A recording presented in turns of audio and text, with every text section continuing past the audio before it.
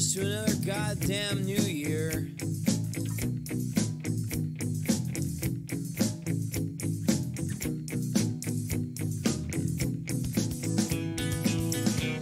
And outside, 2 million drunk Bostonians are getting ready to sing Auld Lang Syne out of tune.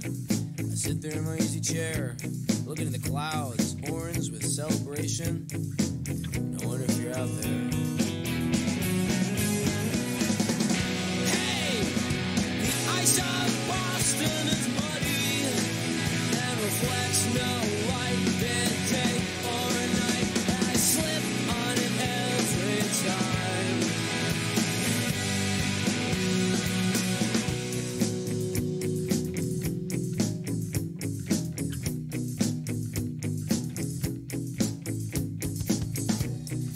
Open the third bottle of bubbly.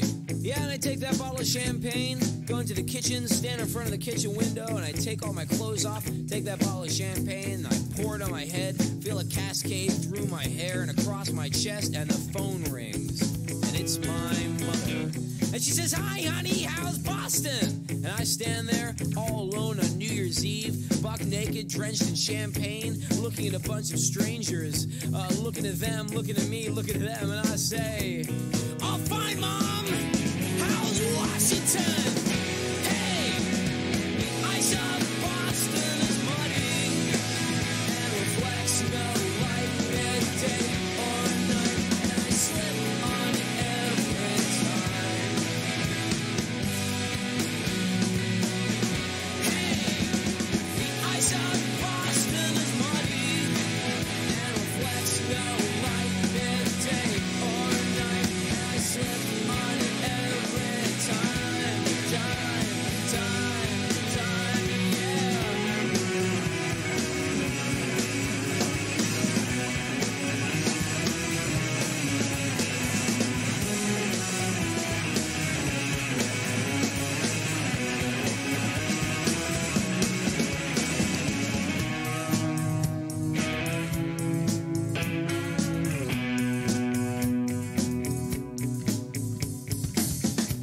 So I guess the party line is I followed you up here.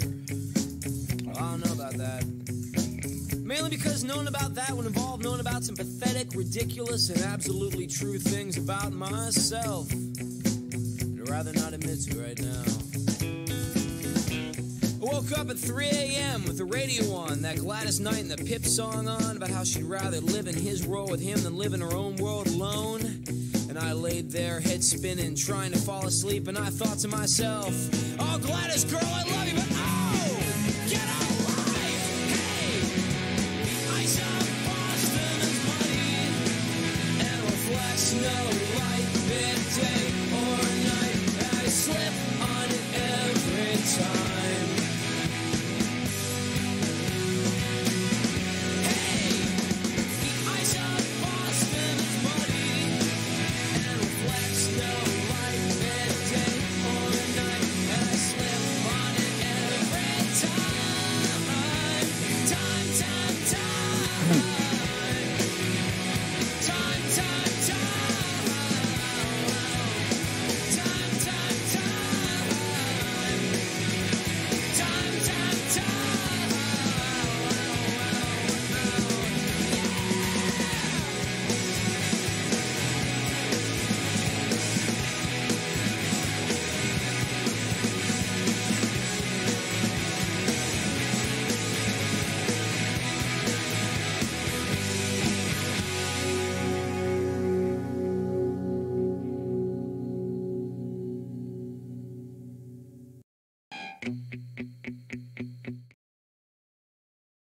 Year of Glad.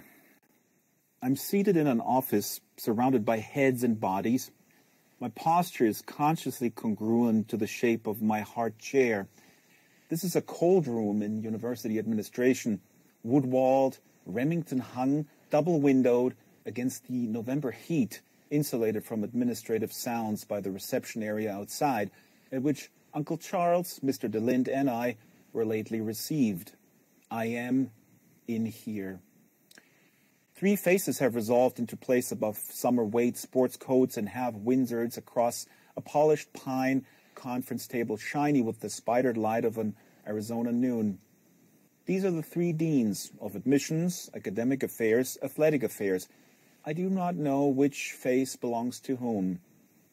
I believe I appear neutral, maybe even pleasant, though I've been coached to err on the side of neutrality and not attempt what would feel to me like a pleasant expression or smile. I have committed to crossing my legs, I hope carefully, ankle on knee, hands together in the lap of my slacks. My fingers are mated into a mirrored series of what manifests to me as the letter X. The interview room's other personnel include the university's director of composition, its varsity tennis coach, an academy prorector, Mr. A. DeLint.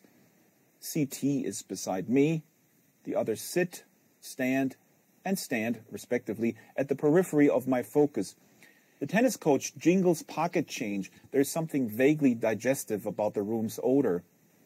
The high-traction sole of my complimentary Nike sneaker runs parallel to the wobbling loafer of my mother's half-brother, here in his capacity as headmaster, sitting in the chair to what I hope is my immediate right, also facing Dean's.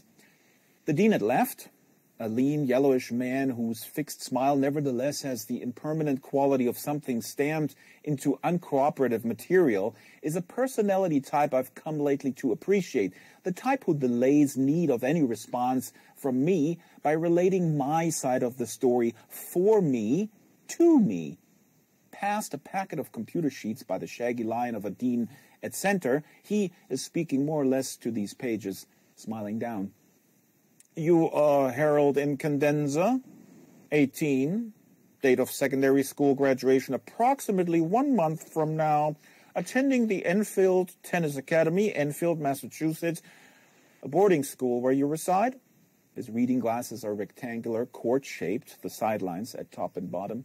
You are, according to Coach White and Dean, unintelligible, a regionally, nationally, and continentally ranked junior tennis player, a potential ONANCAA athlete of substantial promise, recruited by Coach White via correspondence with Dr. Tavis here, commencing February of this year. The top page is removed and brought around neatly to the bottom of the sheaf at intervals. You have been in residence at the Enfield Tennis Academy since age 7. I am debating whether to risk scratching the right side of my jaw, where there is a when.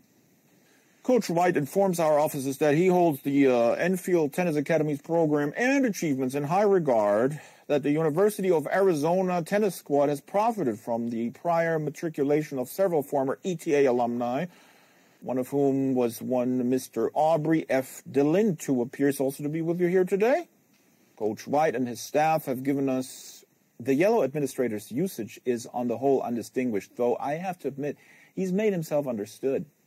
The director of composition seems to have more than the normal number of eyebrows. The dean at right is looking at my face a bit strangely.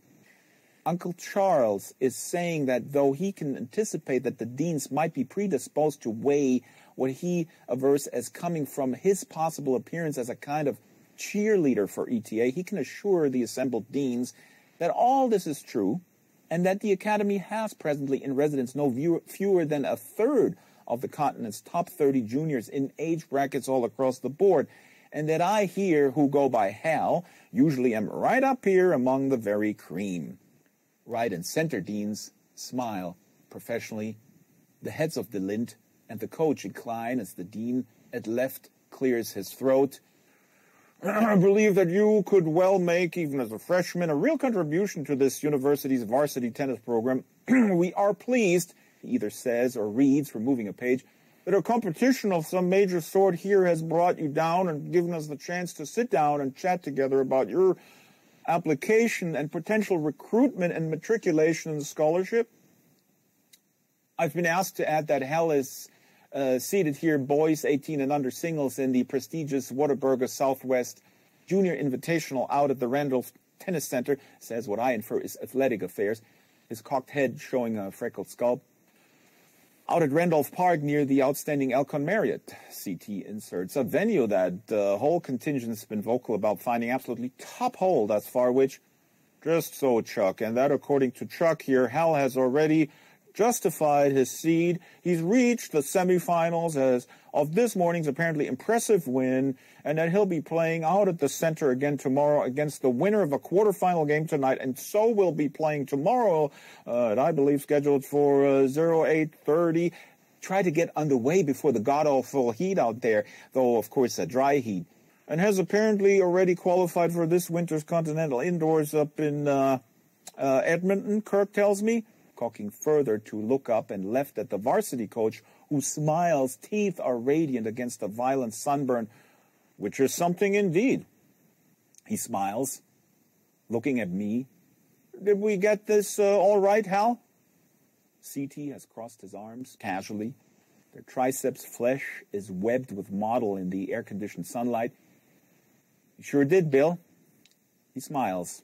The two halves of his mustache never quite match. And let me say, if I may, that Hal is excited to be invited for the third year running to the Invitational, again to be back here in a community he has real affection for, to visit with your alumni and coaching staff, to have already justified his high seed in this week's not unstiff competition, to, as they say, still be in it without the fat woman in the Viking hat having sung, so to speak, but of course, most of all, to have a chance to meet you gentlemen and have a look at the facilities here. Everything here is absolutely top slot from what he's seen. There's a silence. Dylan shifts his back against the room's paneling and recenters his weight. My uncle beams and straightens a straight watch band. 62.5% of the room's faces are now directed my way, pleasantly expectant. My chest bumps like a dryer with shoes in it. I compose what I project will be seen as a smile. I turn this way and that slightly, sort of directing the expression to everyone in the room. There's a new silence. The yellow dean's eyebrows go circumflex. The other two deans look to the director of composition. The tennis coach has moved to stand at the broad window, feeling at the back of his crew cut. Uncle Charles strokes the forearm above his watch. Sharp, curved palm shadows move slightly over the pine table's shine. The one head's shadow a black moon. Is Hal all right, Chuck?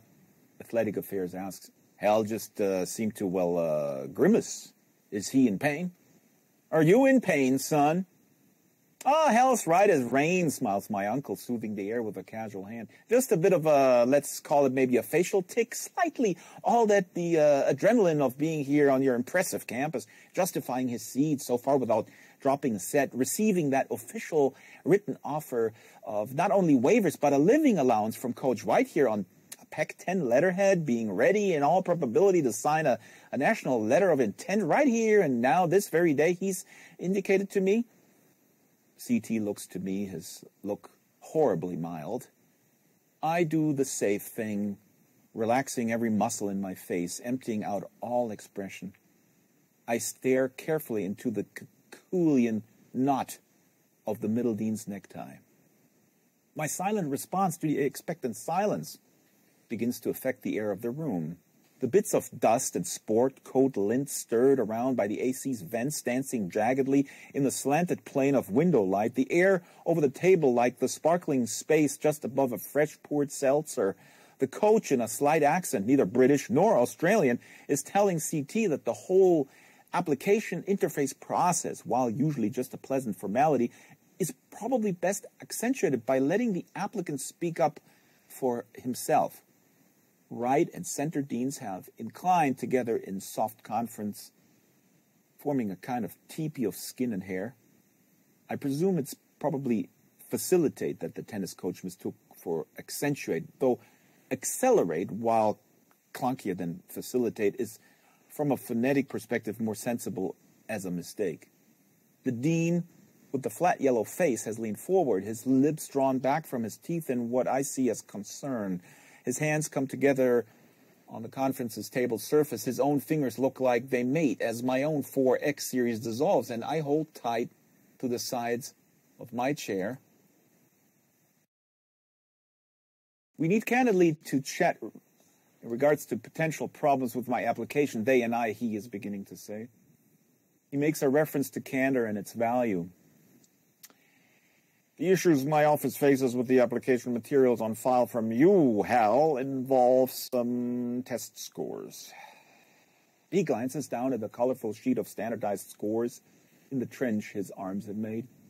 The admissions staff is looking at standardized test scores from you that are, as I'm sure you know and can explain, are, shall we say, subnormal. I'm to explain.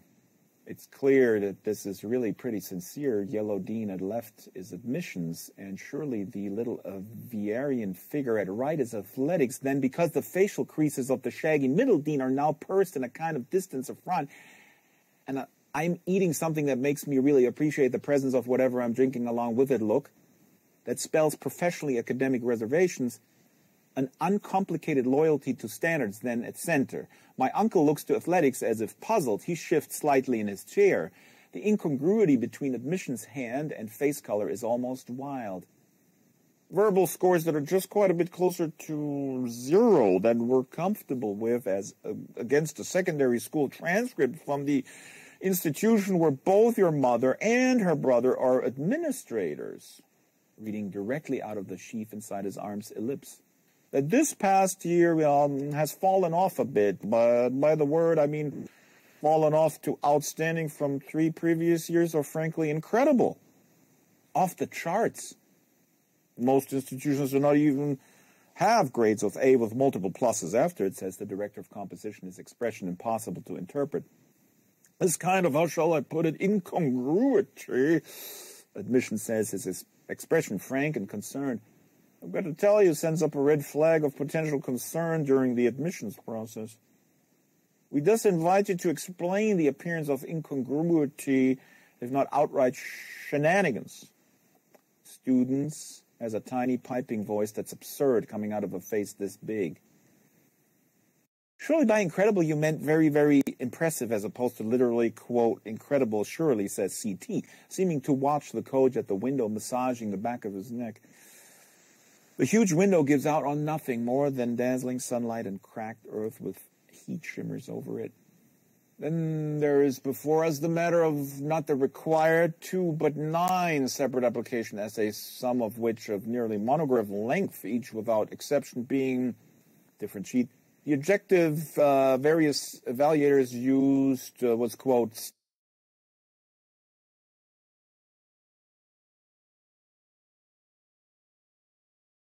in areas and with titles I'm sure you recall quite well, Hal, neoclassical assumptions in contemporary prescriptive grammar, the implications of post-Fourier transformations of a holographically mimetic cinema, the emergence of heroic stasis in broadcast entertainment, Montauk grammar and the semantics of physical modality, a man who began to suspect he was made of glass, concern about the recipient of these unfortunate test scores, though perhaps explainable test scores being these essays' sole individual author. I'm not sure, Hal's sure just what's being implied here, my uncle says. The dean at center is fingering his lapels as he interprets distasteful computed data. What the university is saying here is that from a strictly academic point of view, there are admission problems that Hal needs to try to help us iron out. A matriculant's first role at the university is and must be as a student.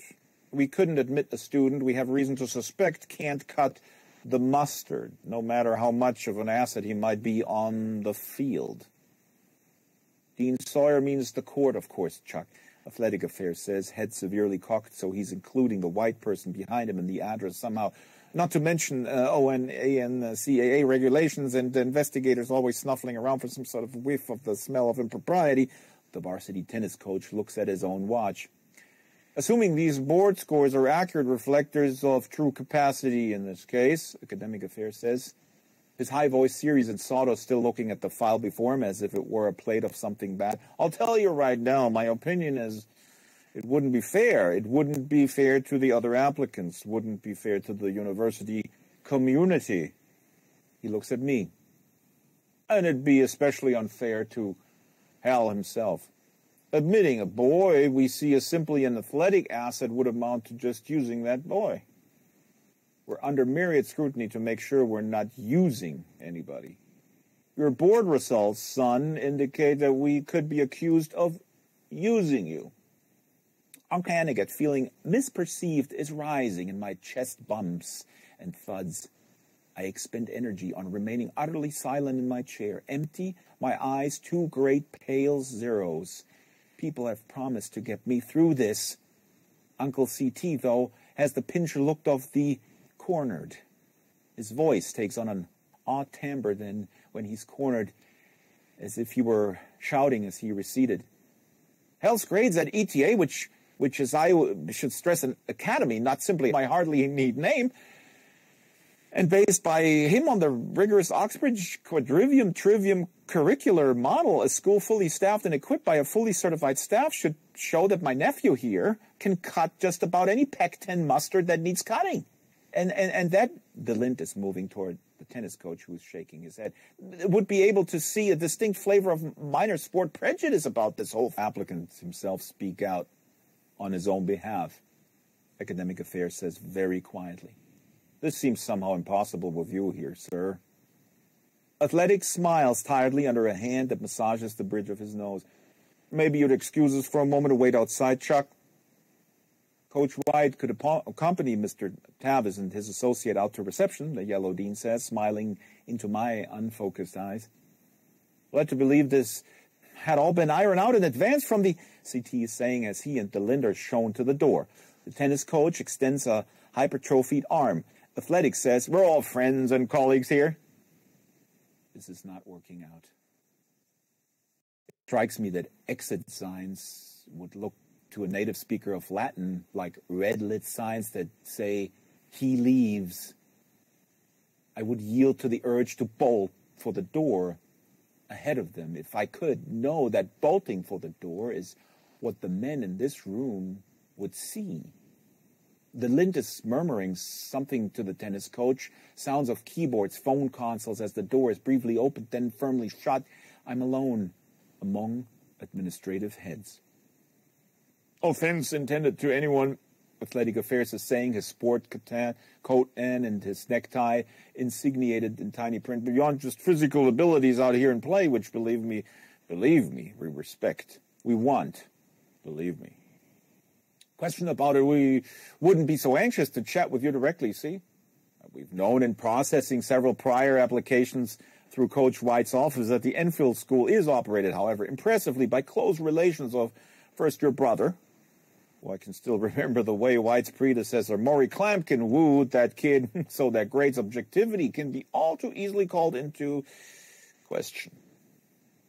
By whomsoever calling NAAUP, ill-will Pac-10 programs, ONA and CAA.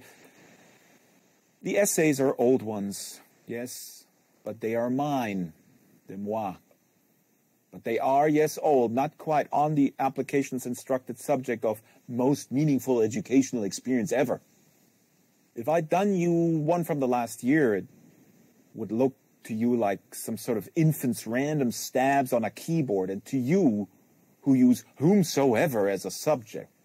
And in this new, smaller company, the director of composition seems abruptly to have actuated, emerged as both the alpha of the pack here and way more effeminate than he'd seemed at first, standing hip-shot with a hand on his waist, walking with a roll to his shoulders, jingling change as he pulls up his pants, as he slides into the chair, still warm, from CT's bottom, crossing his legs in a way that inclines him well into my personal space, so that I can see multiple eyebrow ticks and capillary webs in the oysters below his eyes and smell fabric softener and the remains of a breath mint turned sour. "A bright, solid, but very shy boy. We know about your being very shy. Kirk White's told us that you're athletically built, if rather standoffish," younger instructor told him. The director says softly, cupping what I feel to be a hand over my sports coat's biceps. "Surely not. Who simply needs to swallow hard and trust and tell his side of the story to these gentlemen who bear no maliciousness, none at all, but are doing our jobs and trying to look out for everyone's interests all at the same time." I can picture DeLinde and White sitting with their elbows on their knees in the defecatory posture of all athletes at rest. DeLinde staring at his huge thumbs while CT in the reception area paces in a tight ellipse, speaking into his portable phone. "I've been coached for this like a dawn before a RICO hearing. A neutral and affectless silence. The sort of all-defensive game Stitt used to have me play. The best defense. Let everything bounce off you. Do nothing. I tell you all you want and more if the sounds I made could be what you hear. Athletics with his head now out from under his wing. To avoid admission procedures that could be seen as primarily athletics-oriented, it could be a mess, son. A bill means the appearance, not necessarily the real true facts of the matter, which you alone can fill in, says the director of composition. The appearance of the high athletic ranking, the subnormal scores, the over-academic essays, the incredible grades, vortexing out of what would be seen as nepotistic situation. The yellow dean has leaned so far forward that his tie is going to have a horizontal dent from the table edge. His face, sallow and kindly, and no shit whatever. Look here, Mr. Incandenza. Hal, please, just explain to me why we wouldn't be accused of using you, son. Why nobody could come and say to us, why, look here, University of Arizona, here you are using a boy for just his body. A boy so shy and withdrawn he won't speak up for himself. A jock with doctored marks and a store-bought application. The Brewster's angle light of the tabletop appears as a rose flush behind my closed lids. I cannot make myself understood. I am not just a jock, I say, distinctly. My transcript for the last year might have been dickied a bit, maybe, but what was to get me over a rough spot? The grades prior to that are de moi. My eyes are closed. The room is silent. I cannot make myself understood now. I'm speaking slowly and distinctly. Call it something I ate. It's funny that you don't recall our first home in the suburb of Weston, which I barely remember. My eldest brother, Orrin, says he can remember being in the home's backyard with our mother in the early spring, helping the moms till some sort of garden out of the cold yard. March, early April, the garden's area was a rough rectangle laid out with popsicle sticks and twine. Orrin was removing rocks and hard clods from the mom's path as she worked the rented rototiller, a wheelbarrow-shaped, gas-driven thing that roared and snorted and bucked, and he remembers seemed to propel the moms rather than vice versa. The mom's very tall and having to stoop painfully to hold on, her feet leaving drunken prints in the tilled earth. He remembers that in the middle of the tilling, I came tear-assing out the door and into the backyard wearing some sort of fuzzy red poo wear, crying, holding out something he said was really unpleasant looking in my upturned palm. He says I was around 5 and crying and was vividly red in the cold spring air. I was saying something over and over. He couldn't make it out until our mother saw me and shut down the tiller, ears ringing, and came over to see what I was holding out. This turned out to have been a large patch of mold. Orrin posits from some dark corner of the Weston's home basement, which was warm from the furnace and flooded every spring. The patch itself he describes as horrific, darkly green, glossy, vaguely hirsute, speckled with parasitic fungal points of yellow, orange, red. Worse, they could see that the patch looked oddly incomplete, gnawed on, and some of the nauseous stuff was smeared around my open mouth. I ate this, was what I was saying. I held the patch out to the moms, who had her contacts out for the dirty work, and at first bending way down saw only her crying child, hand out, proffering. And in that most maternal of reflexes, she, who feared and loathed more than anything spoilage and filth, reached to take whatever her baby held out, as in how many used heavy Kleenex spit-back candies, wads of chewed-out gum, and how many theaters, airports, backseats, tournament lounges. Orrin stood there, he says, hefting a cold clod, playing with the Velcro on his puffy coat, watching as the moms bent way down to me, hand reaching her lowering face with its presbyotic squint, suddenly stopped, froze, beginning to ID what it was that I held out, countenancing evidence of oral contact with the same. He remembers her face as past describing, her outstretched hand, still roto-trembling, hung in the air before mine. "I ate this," I said. "Pardon me?" Oren says he can only remember saying something caustic as he limboed a crick out of his back. He says he must have felt a terrible impending anxiety. The moms refused ever even to go into the damn basement. I had stopped crying, he remembers, and simply stood there, the size and shape of a hydrant, in red PJs with attached feet, holding out the mold, seriously, like the report of some kind of audit. Oren says his memory diverges at this point, probably as a result of anxiety. In his first memory, the mom's path around the yard is a broad circle of hysteria. "Oh, God!" she calls out. "Help! My son ate this!" She yells in Oren's second and more fleshed-out recollection, yelling it over and over, holding the speckled patch aloft in a pincer of fingers, running around and around the garden's rectangle while O gaped at his first real sight of adult hysteria. Suburban neighbors' heads appeared in windows and over the fences looking. O remembers me tripping over the garden's laid-out twine, getting up dirty, crying, trying to follow. "God, help! My son ate this! Help!" She kept yelling, running a tight pattern just inside the square of string. And my brother, Oren, remembers noting how even in hysterical trauma her flight lines were plumb, her footprints Native American straight, her turns inside the ideogram of string, crisp, and Marshall crying, "My son ate this! Help!" and lapping me twice before the memory recedes.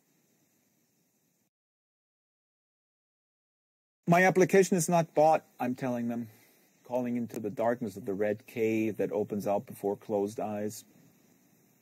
I'm not just a boy who plays tennis.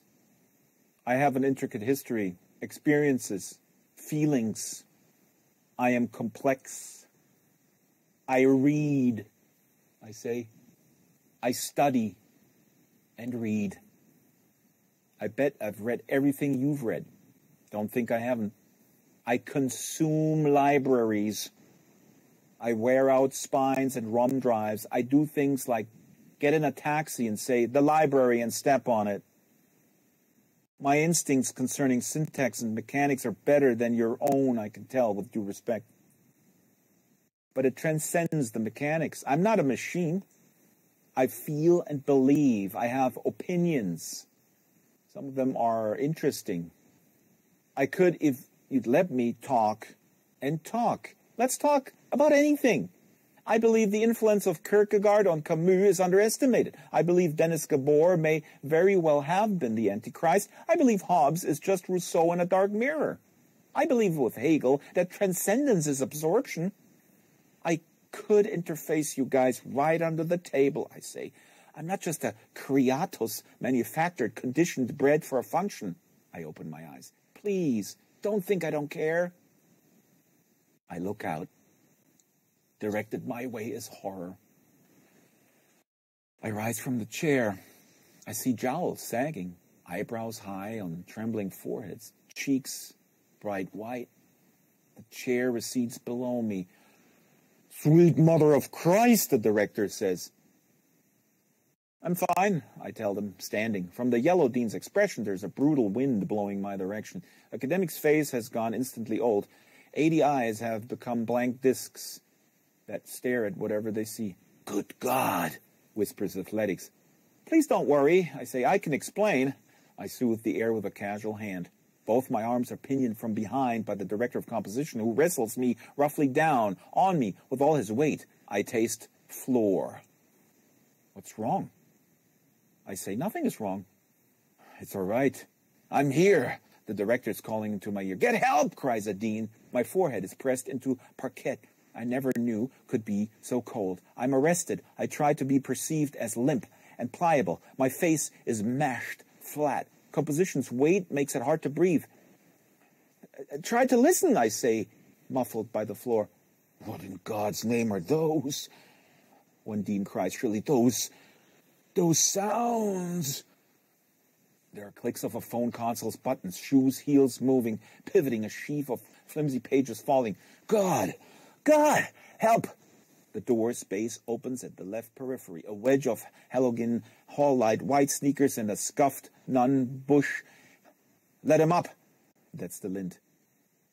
There's nothing wrong, I say slowly to the floor. I'm in here. I'm raised by the crutches of my underarms, shaken toward what he must see is calm by a purple-faced director. Get a grip, son! The lint at the big man's arm. Stop it. I'm not what you see and hear. Distant sirens, a crude half Nelson, forms at the door. A young Hispanic woman holds her palm against her mouth, looking. I'm not, I say. You have to love old-fashioned men's rooms. The citrus scent of deodorant discs in the long porcelain trough. The stalls with wooden doors and frames of cool marble. These thin sinks in rows, basins supported by rickety alphabets of exposed plumbing, mirrors over metal shelves. Behind all the voices, the slight sound of a ceaseless trickle, inflated by echo against wet porcelain and a cold tile floor whose mosaic pattern looks almost Islamic at this close range. The disorder I've caused revolves all around. I've been half-dragged, still pinioned, through a loose mob of administrative people by the composition director, who appears to have thought variously that I'm having a seizure, prying open my mouth to check for a throat clear of tongue, that I'm somehow choking, a textbook Heimlich that left me whooping, that I'm psychotically out of control, various postures and grips designed to transfer that control to him. While about us roiled the lint, trying to restrain the director's restraint of me, the varsity tennis coach restraining the lint, my mother's half-brother speaking in rapid combinations of polysyllables to the trio of deans who variously gasp, wring hands, loosen neckties, waggle digits in CT's face, and make passes with sheaves of now pretty clearly superfluous application forms. I'm rolled over supine on the geometric tile. I'm concentrating docilely on the question why U.S. restrooms always appear to us as infirmaries for public distress, the place to regain control. My head is cradled in a knelt director's lab, which is soft, my face being swapped with dusty brown institutional paper towels you received from some handout of the crowd overhead, staring with all the blankness I can summon into his jowls smallpox, worst at the blurred jawline of scarring from long ago acne. Uncle Charles, a truly unparalleled slinger of shit, is laying down an enfilade of same, trying to mollify men who seem way more in need of a good brow mopping than I. He's fine, he keeps saying. Look at him, calm as can be, lying there. You didn't see what happened in there, a Hunstein responds through a face wet with fingers. Excited is all he gets, sometimes an excitable kid impressed with, but the sounds he made, undescribable, like an animal, sub-animalistic noises and sounds. Let's not forget the gestures. Have you ever gotten help for this boy, Dr. Tavis? Like some sort of animal with something in his mouth. This boy is damaged. Like a stick of butter being hit with a mallet, a writhing animal with a knife in its eye. What were you possibly about trying to enroll this, and his arms? You didn't see it, Tavis. You didn't see it. His arms were flailing. Sort of awful, reaching, drumming wriggle, waggling. The group looking briefly at someone outside my side trying to demonstrate something. Like a time-lapse, a flutter of some sort of awful growth. Sounded most of all like a drowning goat. A goat drowning in something vicious. This strangled series of bleats, and yes, they waggled. So suddenly a bit of excited of waggling's a crime now? You, sir, are in trouble. You are in trouble. His face as if he was strangling, burning. I believe I've seen a vision of hell. He has some trouble communicating. He's communicatively challenged. No one's denying that. The boy needs care. Instead of caring for the boy, you send him here to enroll, to compete. Hell? You have not in your most dreadful fantasies dreamt of the amount of trouble you have brought yourself, doctor, so-called headmaster, educator. We're given to understand this was all just a formality. You took him aback as all shy and And you, White, you sought to recruit him, and terribly impressed and excited in there without his support system, whom you asked to leave, which if you'd... I'd only see him play.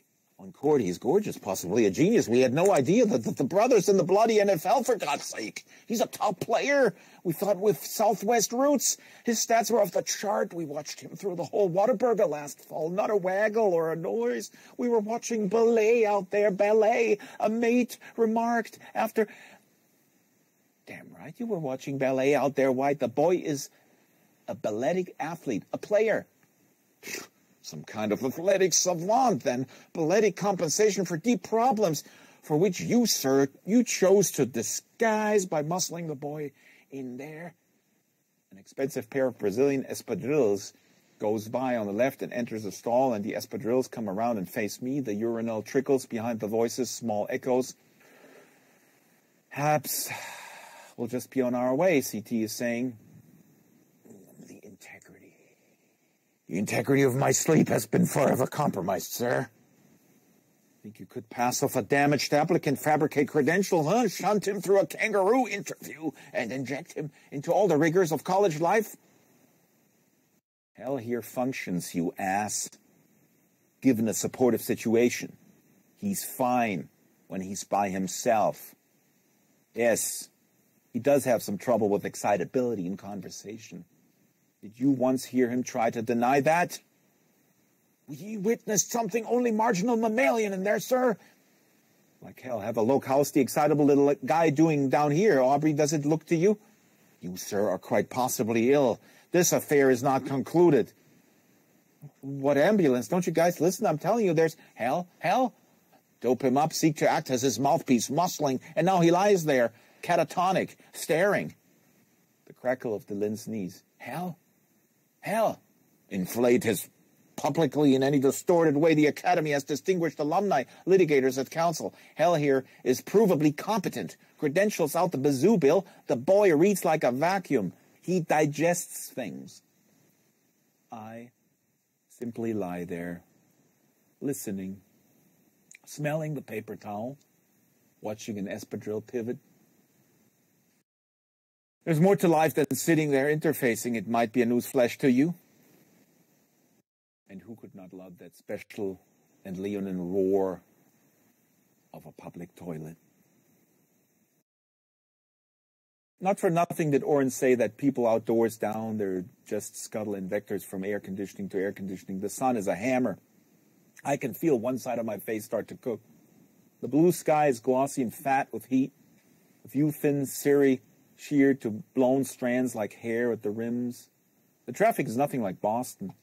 The stretcher is the special type with restraining straps at the extremities. The same Aubrey DeLint I'd dismissed for years as a 2D Martinet knelt gurney side to squeeze my restrained hand and say, "Just hang in there, buckaroo," before moving back into the administrative fray at the ambulance's doors. It is a special ambulance dispatched from, I'd rather not dwell on where, with not only paramedics but some kind of psychiatric MD on board. The medics lift gently and are handy with straps. The MD, his back up against the ambulance's side, has both hands up in dispassionate mediation between the deans, and CT, who keeps stabbing skyward with his cellular's antenna as if it were a saber, outraged that I'm being needlessly ambulanced off to some emergency room against my will and interests. The issue, whether the damaged even have interested wills, is shallowly hashed out as some sort of ultra-Mach fighter too high overhead to hear slices the sky from south to north. The MD has both hands up and is patting the air to signify dispassion. He has a big blue jaw. At the only other emergency room I have ever been in, almost exactly 1 year back, the psychiatric stretcher was wheeled in and then parked beside the waiting room chairs. These chairs were molded orange plastic. 3 of them down the row were occupied by different people, all of whom were holding empty prescription bottles and perspiring freely. This would have been bad enough, but in the end chair, right up next to the strap-secured head of my stretcher, was a T-shirted woman with barnwood skin and a trucker's cap, and a bad starboard list who began to tell me, lying there restrained and immobile about how she had seemingly overnight suffered a sudden and anomalous gigantism in her right breast, which she referred to as a titty. She had an almost parodic Quebecois accent and described the titties presenting history and possible diagnosis for almost 20 minutes before I was rolled away. The jet's movement and trail seemed incisonish, as if white meat behind the blue were exposed and widening in the wake of the blade. I once saw the word knife finger-written on the steam mirror of a non-public bathroom. I have become an infantophile. I am forced to roll my eyes closed, either up or to the side, to keep the red cave from bursting into flames from the sunlight. The street's passing traffic is constant and seems to go hush, hush, hush. The sun, if your fluttering eye catches it even slightly, gives you the blue and red floaters of a flashbulb. Why not, why not, why not, why not? Then if the best reasoning you can contrive is why not? CT's voice receding with outrage. Only the gallant stabs of his antenna are now visible just inside my sight's right frame. I will be conveyed to an emergency room of some kind, where I will be detained as long as I do not respond to questions, and then, when I do respond to questions, I will be sedated. So it will be inversion of standard travel, the ambulance and ER. I will make the journey first, and then depart. I think very briefly of the late Cosgrove Watt. I think of the hypophalangeal grief therapist. I think of the moms alphabetizing cans of soup in the cabinet over the microwave, of himself's umbrella hung by its handle from the edge of the mail table just inside the headmaster's house foyer. The bad ankle hasn't ached once this whole year. I think of John N.R. Wayne, who would have won this year's Whataburger, standing watching a mask as Donald Gately and I dig up my father's head. There's very little doubt that Wayne would have won. And Venus Williams owns a ranch outside Green Valley. She may well attend the 18s boys and girls finals. I'll be out in plenty of time for tomorrow's semi. I trust Uncle Charles. Tonight's winner is almost sure to be Dimfa, 16, but with a birthday 2 weeks under the 15 April deadline. And Dimfa will still be tired tomorrow at 08:30, while I, sedated, will have slept like a graven image. I have never before faced Dimfa in tournament play, nor played with the sonic balls the blind require. But I watched him barely dispatch Petropolis Khan in round 16, and I know he's mine. I will start in the ER, at the intake desk if CT's late and following the ambulance, or in the green-tiled room after the room with the invasive digital machines, or given the special MD-supplied ambulance, maybe on the ride itself. Some blue-jawed MD scrubbed to an antiseptic glow with his name sewn in cursive on his white coat's breast pocket and a quality desk-set pen wanting Gurney-side Q&A, etiology and diagnosis by Socratic method, ordered and point by point. There are, by the QED 6 count, 19 non-archaic synonyms for unresponsive, of which 9 are Latinate and 4 Saxonic.